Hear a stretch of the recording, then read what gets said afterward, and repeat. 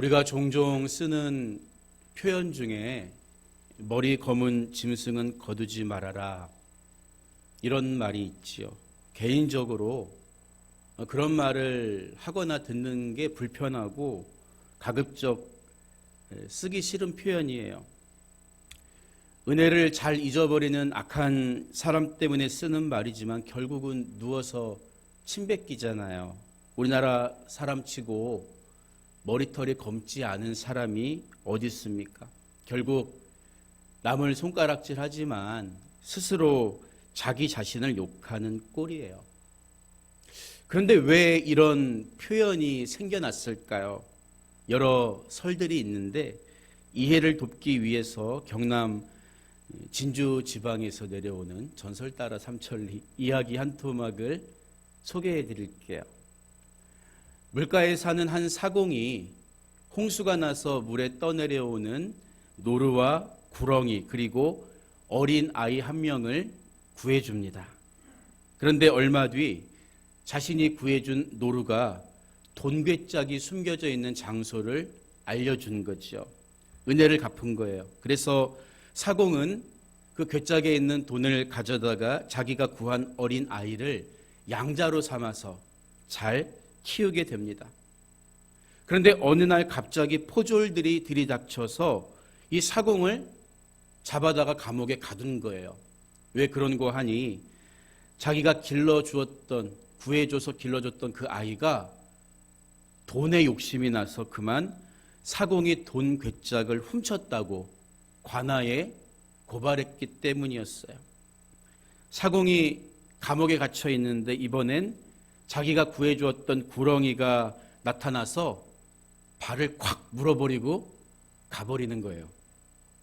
아프고 억울한 마음에 눈물이 뚝뚝 떨어지는데 다시 그 구렁이가 약초를 물고 나타납니다.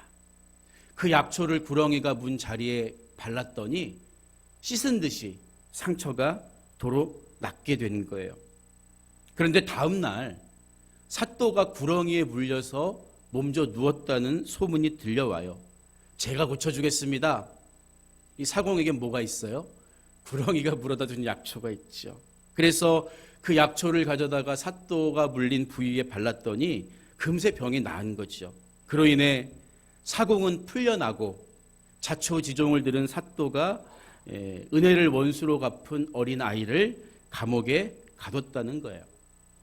바로 이 이야기에서 검은머리 짐승은 고마움을 모른다라는 말이 유래되었고 그 말이 다시 검은머리 짐승은 거두는 게 아니다, 이렇게 와전되었다는 설이 있어요. 여러분, 왜 유독 우리 인간은 만물의 영장이라고 자부하면서도 이렇게 감사를 잊고 살까요? 아담 이래로 타락한 우리 인간의 마음속에는 이기심과 욕심이 도사리고 있기 때문입니다. 그래서 누군가에게 감사하려면 먼저 이 마음을 세탁해야 하는 거라고요.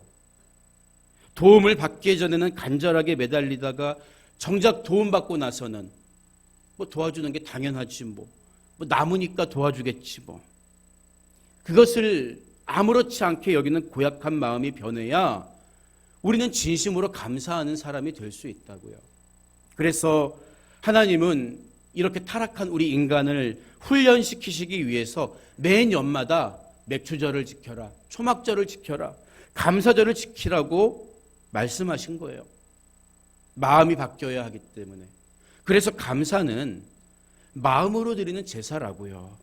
이 시간 하나님을 예배하는 저와 여러분의 마음에 이런 감사가 회복되고 넘쳐나기를 주님의 이름으로 축복합니다.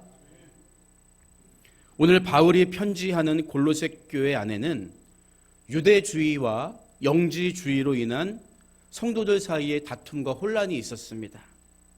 유대주의란 예수님을 믿고 난 후에도 구약시대에 기록된 제사법과 절기를 다 지켜야 구원받을 수 있다는 일종의 율법주의였습니다. 영지주의는 뭐냐? 그리스도가 인간의 몸으로 오신 것을 부정하고 어떤 지적인 깨달음으로 구원에 도달할 수 있다는 주장이었죠. 성도들의 건강한 믿음 생활을 당연히 방해했던 거예요. 그래서 바울은 골로새서 1장과 2장에서 예수님 한 분을 믿는 믿음이면 구원에 족하다, 이 이야기를 강조한 후에, 그리고 3장을 그러므로 너희가 그리스도와 함께 다시 살리심을 받았으면 위의 것을 찾으라, 이 말로 시작하는 거예요. 여러분, 예수 믿고 구원받은 우리들은 위의 것을 바라보며 살아야 합니다. 신앙은 절대로 무의미한 과거 종교 행위의 답습이라든지 어떤 지적이고 현학적인 깨달음에 제한되는 게 아니기 때문이에요. 예수를 믿는 믿음 안에서 천국의 소망이 주는 실제적인 기쁨과 감사가, 자유가 넘치는 것이 우리 신앙생활이기 때문입니다. 그래서 우리가 올 한 해 동안 위의 것을 찾으라, 이 표어로 기도하고 말씀을 들어왔잖아요. 비록 우리가 두 발을 딛고 사는 이 땅의 모습은 전쟁이 끊이지 않고 재해가 넘쳐나고 우리 생명을 위협하는 질병이 끊임없이 다가오지만 참된 소망은 하늘에 있다는 거예요. 영혼의 때에 있다는 거예요. 이 눈앞의 문제가 당장 해결되고 없어지는 게 진짜 소망이 아니라 위에 있다는 거죠. 우리가 위의 것을 찾고 바라는 삶을 사는 것은 단지 개인적인 결단, 개인적 신앙의 문제, 이걸로 끝나는 게 아니에요. 왜냐하면 하나님은 위의 것을 찾는 참 소망의 삶을 개인에게만 요구하시는 것이 아니라 하나님의 이름으로 부르신 우리 교회 공동체가 공동으로 추구하고 공동으로 살아내야 한다고 말씀하셨기 때문입니다. 여러분, 그래서 세상 일이 힘들 때, 그로 인해 우리 자꾸 개인의 시선이 땅을 향할 때, 아래로 향할 때 우리는 서로가 용기를 북돋아주면서 우리는 위의 것을 찾고 살아가는 사람이라는 사실을 상기시켜줘야 하는 거예요. 그게 바로 교회다운 모습이라는 거죠. 그런데 간혹 보면 영적인 독립군이 있어요. 개인적으로만 신앙생활을 하려고 한다는 거죠. 자기만 잘하면 된다고 생각하는 사람들에게는 좀 뒤처진 사람을 돌보거나 부족한 이들과 합력하여 선을 이루는 것이 싫고 부담스러울 수 있어요. 지금처럼 개인주의가 팽배한 현대 사회에서는 더더욱 그렇죠. 여러분, 그렇지만 절대 그것은 하나님이 우리 교회를 향해 요구하시는 뜻이 아니라고요. 만약에 하나됨을 중단한다면, 성도 간의 교제와 중보와 관심이 사라진 교회라면 시간에 모여서 함께 집단 종교 생활을 하는 공동체는 될 수 있어도 하나님의 가족이라고는 말할 수 없기 때문이에요. 세상에 어느 가족이 뒤처진 형제를 내버려 둡니까? 세상에 어떤 식구가 힘들어하는 가장을 내팽개치냐는 거예요. 교회는 그런 목적으로 부르신 공동체가 아닙니다. 하나님은 분명히 우리를 가족으로 부르셨고 그 공동체 안에서 서로 도우며 위의 것을 찾고 같은 소망을 꿈꾸며 살아갈 수 있도록 만드신 거예요. 오늘 우리가 읽은 말씀은 비교적 짧은 분량이죠. 그런데 본문의 이 구조를 가만히 살펴보면요, 바울은 먼저 우리 속사람, 우리 내면을 무엇으로 채워야 하는가에 관해서 이야기한 후에 내가 안에 채운 그것이 삶의 외면적으로 어떻게 드러나야 하는가에 대해서 말하고 있다는 것을 발견할 수가 있어요. 오늘 주신 말씀을 통해서 여러분의 내면과 외면이, 또 우리 교회 공동체가 함께 그리스도의 향기를 풍길 수 있기를 주님의 이름으로 축복합니다. 먼저 15절 전반부를 보면요, 그리스도의 평강이 너희 마음을 주장하게 하라, 이렇게 이야기하고 있어요. 먼저 내 안에 뭐가 채워져야 한다는 거예요? 그리스도의 평강이 가득 차 있어야 한다는 거죠. 여기서 그리스도의 평강이란 뭘까요? 우리가 잘 아는 빌립보서 4장 6절 이하의 말씀을 보면요, 아무것도 염려하지 말고 다만 모든 일에 기도와 간구로 너희 구할 것을 감사함으로 하나님께 아뢰라. 그리하면 모든 지각에 뛰어난 하나님의 평강이 그리스도 예수 안에서 너희 마음과 생각을 지키시리라. 이렇게 이야기합니다. 따라서 오늘 말씀이 우리에게 요구하는 그리스도의 평강이란 하나님이 예수 그리스도 안에서 우리에게 주시는 평안과 자유함이라고 정의할 수가 있다는 거예요. 내 안에 먼저 뭐가 채워져야 되는 거예요? 하나님이 예수님 안에서 주시는 자유와 기쁨이 채워져야 하는 거예요. 우리 안산시에는 외국인 노동자가 많지요. 인구의 약 10% 정도가 외국에서 한국에 일자리를 찾아온 사람들이에요. 그런데 현장에서 그분들을 케어하시는 분의 이야기를 들어보면요, 그들 중에는 불법 체류자로 본국에 송환되었다가 어렵게 다시 자격을 얻어서 들어온 분들도 적지 않다고 해요. 여러분 생각해 보세요. 불법 체류자에게 진짜 자유는 뭘까요? 내가 돈을 가지고 먹고 싶은 거 마음대로 사 먹고 가고 싶은데 마음대로 가면 그게 자유일까요? 그렇지 않아요. 그들에게는 자기 신분이 보장되는 게 1차적이고 진짜 자유입니다. 우리 존재가 바뀌지 않으면 아무리 내가 마음에 드는 걸 한다고 해도 진짜 자유는 생기지 않는 거예요. 우리도 마찬가지였습니다. 그래서 에베소서 2장 3절을 보면요, 전에는, 예수님 만나기 전에는 우리도 다 그 가운데서 우리 육체의 욕심을 따라 지내며 육체의 마음과 원하는 것을 하여 다른 이들과 같이 본질상 진노의 자녀였다고 말해주고 있는 거죠.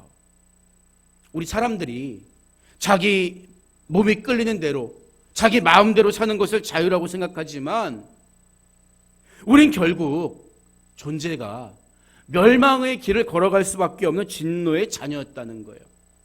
그런 우리가 어떻게 평강을 누릴 수가 있겠습니까?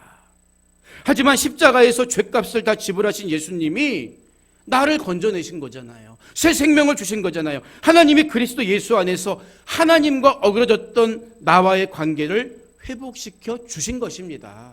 그렇기 때문에 오늘 그리스도의 평강이 너희 마음을 주장하게 하라, 이 말은 단순히 마음의 위로를 받거나 정신 승리하면서 살라, 이 말 정도가 아닙니다. 실제적인 예수님을 통해 우리에게 주신 존재의 변화, 죄사함의 능력을 누리고 하나님의 자녀답게 살아라. 너희 마음속에 그것을 가져야 한다. 이거예요. 바로 이것이 우리가 다른 이들을 사랑으로 대하고 용납할 뿐만 아니라 평강을 누리며 살아갈 수 있게 하는 중요한 근거가 된다는 거죠. 왜 그렇습니까? 예수님께서는 죄로 물든 우리와 하나님 사이에 다리를 놓아주셨기 때문에 우리는 이제 수평적으로도 다른 사람들 사이에 다리를 놓는 사람으로서의 삶을 살 수 있게 되었다는 거예요.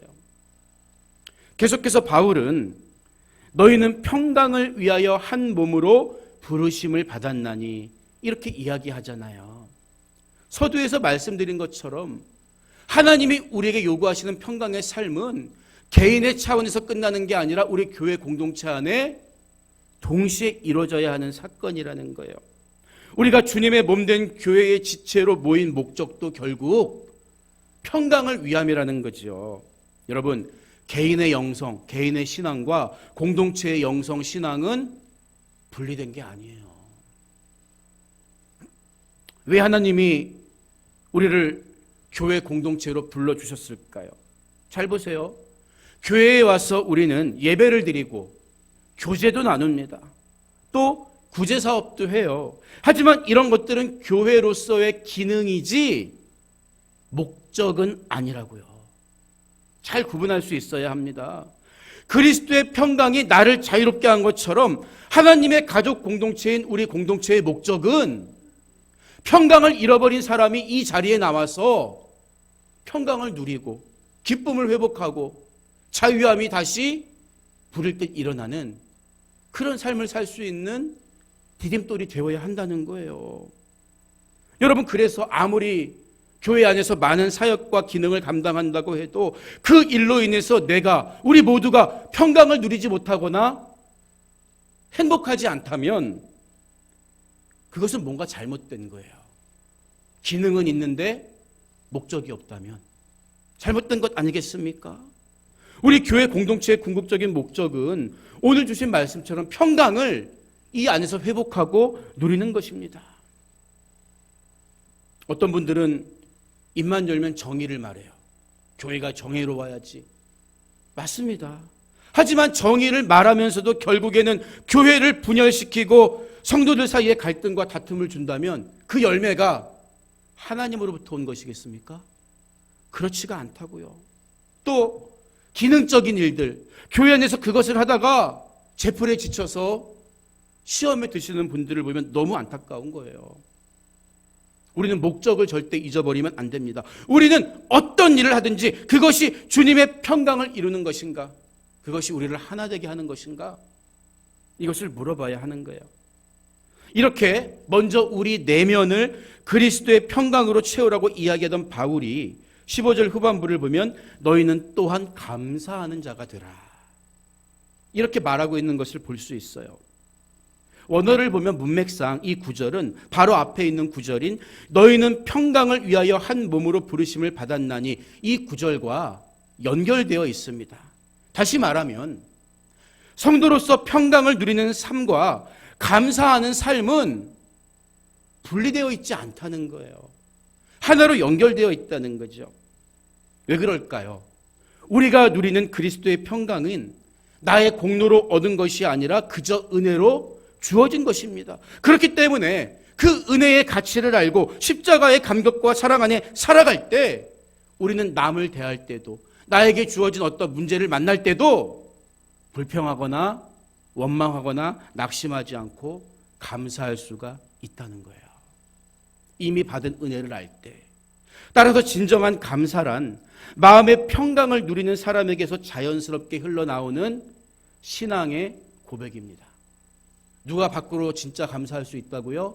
그 안에 예수님의 평강이 있는 사람이. 그 마음으로 범사에 감사하면 신기하게도 내 마음에 다시 평강이 찾아와요. 여러분, 우리 주위에 감사를 잘하는 사람 한번 가만히 지켜보세요. 그분들에게 삶의 문제와 어떤 질병이 없기 때문에 감사합니까? 아니에요.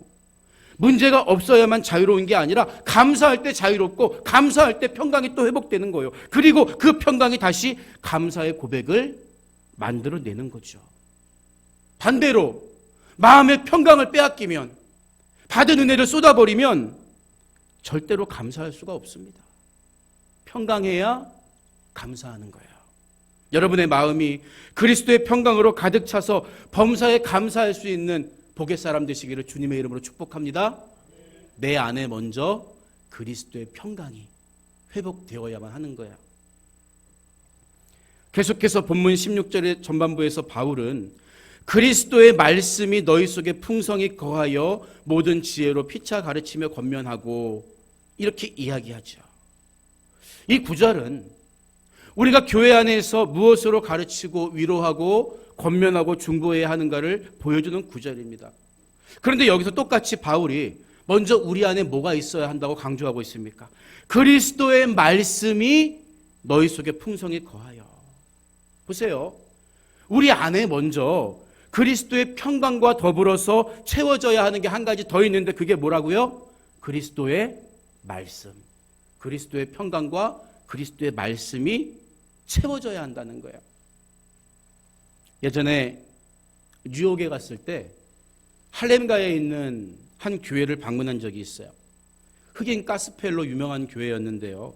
2시간 동안이나 정말 그냥 커다란 궁둥이를 이렇게 막 흔들면서 서가지고 열정적으로 찬양하는 모습에 많은 감동을 받았습니다. 그런데 한 가지 아쉬웠던 점이 그렇게 열심히 찬양을 하던 그들이 말씀을 듣는 태도가 그렇게 진지하지 않았다는 거예요.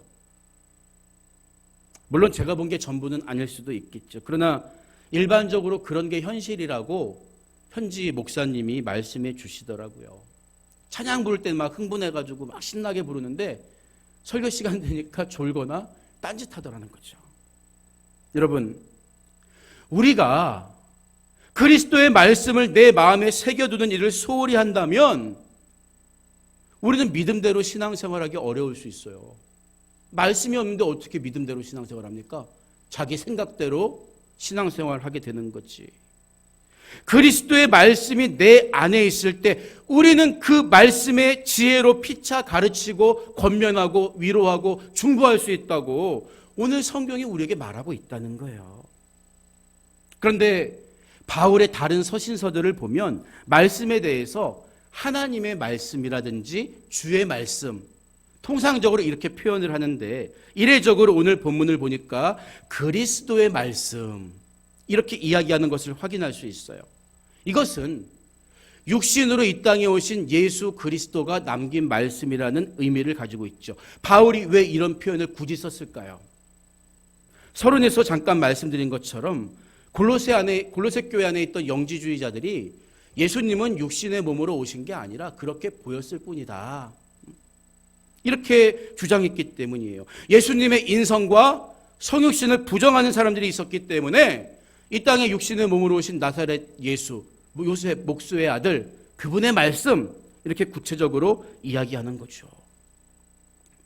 그리고 이어지는 16절 후반부를 보니까 시와 찬송과 신령한 노래를 부르며 감사하는 마음으로 하나님을 찬양하고 이렇게 이야기하고 있다는 것을 확인할 수가 있어요. 여러분, 그리스도의 평강이 마음에 가득 찬 사람이 진심으로 범사에 감사할 수 있는 것처럼 그리스도의 말씀이 내 마음을 주장할 때, 내 마음에 살아서 역사할 때 우리가 감사하는 마음으로 하나님을 마음껏 찬양할 수도 있다는 거예요. 그래서 시편 50편 23절을 보니까 하나님은 감사로 제사를 드리는 자가 나를 영화롭게 하나니 그의 행위를 옳게 하는 자에게 내가 하나님의 구원을 보이리라. 이렇게 말씀하시죠. 우렁차거나 아름다운 목소리가 하나님을 영화롭게 하는 게 아니라 감사의 목소리. 하나님의 말씀이 내 안에 풍성히 차서 그 말씀대로 하나님이 이렇게 나를 사랑해 주시니 감사합니다. 그 말씀의 능력대로 나를 이렇게 인도해 주시니 감사합니다. 이런 마음으로 하나님을 찬양할 때 그 감사의 목소리가 하나님을 영화롭게 한다는 거죠. 이처럼 내 안에 살아서 역사하는 그리스도의 말씀이 가득 차 있을 때 우리는 찬양을 드려도 진실한 마음으로 감사의 고백을 올려드릴 수 있다고 오늘 본문은 우리에게 말해주는 것입니다. 마지막으로 바울은 17절을 보니까 또 무엇을 하든지 말에나 일에나 다 주 예수의 이름으로 하고 그를 힘입어 하나님 아버지께 감사하라. 이렇게 권면하고 있어요. 우리가 어떤 일을 하든 또 무엇을 말하든 내 안에 담겨있는 예수 그리스도의 평강, 예수 그리스도의 말씀, 주님을 드러내야 하는데 하나님께 감사하는 것 또한 내 안에 계신 예수님을 힘입어야만 한다고 최종적으로 확인해주고 있는 거예요. 여기서 그를 힘입어란 구절의 언어적 의미는 그를 통해서란 말이에요. 그래서 17절을 공동번역서 성경으로 보면요, 이렇게 번역되어 있습니다. 여러분은 무슨 말이나 무슨 일이나 모두 주 예수의 이름으로 하고 그분을 통해서 하나님 아버지께 감사를 드리십시오.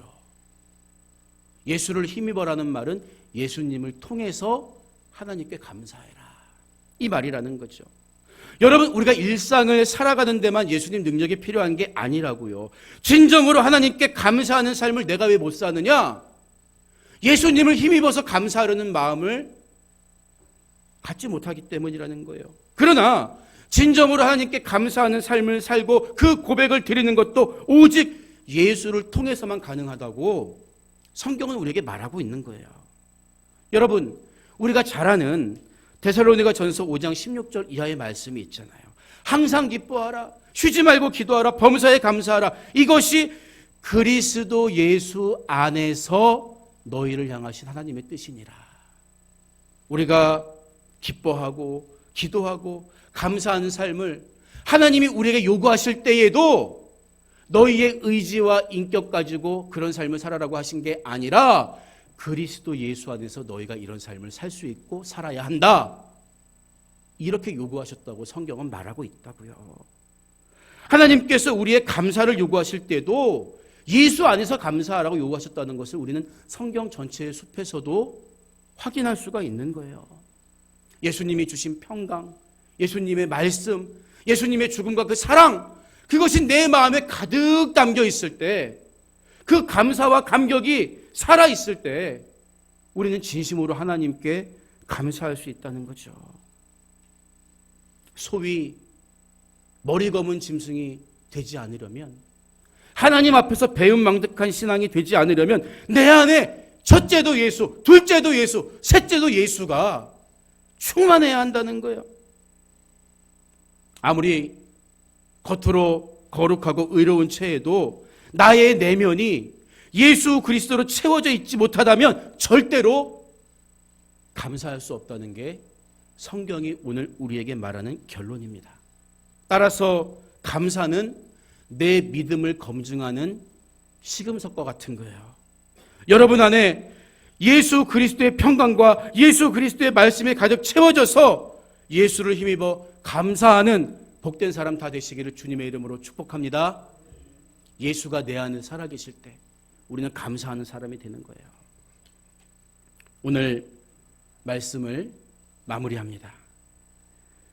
우리가 부르는 찬송가 305장 나 같은 죄인 살리신이라는 곡은 존 유튼이라는 영국의 목사님이 가사를 쓴 찬송가예요. 1725년 영국에서 태어난 유튼 목사님은 젊은 시절 잔인한 노예 상인이었다고 해요. 그러던 1748년 그의 나이 23살 때 노예를 가득 태우고 가던 배가 곧 가라앉게 될 극적인 순간에 하나님을 만나게 됩니다. 하지만 그의 삶은 쉽게 바뀌지 않아요. 노예 상인 역할을 중단하지 않았다는 거예요. 그 후로도 몇 차례 삶의 위기와 죽음의 문턱을 넘나드는 질병을 겪은 후에야 노예 사업을 정리합니다. 그리고 1764년 39살에 비로소 목회자의 길에 들어서게 되는데 그 시기에 쓴 찬양이 나 같은 죄인 살리신이란 가사였다는 거죠. 여러분, 죽음에서 되살아난 자기의 간증이 진정한 감사의 고백이 되기까지 16년의 시간이 더 걸렸던 거예요. 나에게 익숙한 삶의 자리와 교만과 탐심으로 굳어진 마음을 바꾸는 것은 단 한 번의 극적인 체험으로 되는 일이 절대 아닙니다. 한순간의 결심으로 되는 게 아닐 수 있다고요. 오늘 주신 말씀처럼 예수를 힘입어서 감사하는 훈련을 반복적으로 거듭해 갈 때 우리는 비로소 진짜 감사의 사람, 하나님을 영화롭게 할 수 있는 사람으로 바뀌게 된다는 거죠. 예수님은 가장 낮고 초라한 모습으로 이 땅에 오셔서 죄가 없음에도 불구하고 나 대신 십자가에 못 박혀 죽으셨습니다. 그 예수가 내 마음에 계시다면, 그 예수님을 생각한다면 내가 겪고 있는 작은 문제로 인해서 하나님께 감사를 잃어버리고 살아가는 내 자신이 얼마나 초라해 보이겠습니까?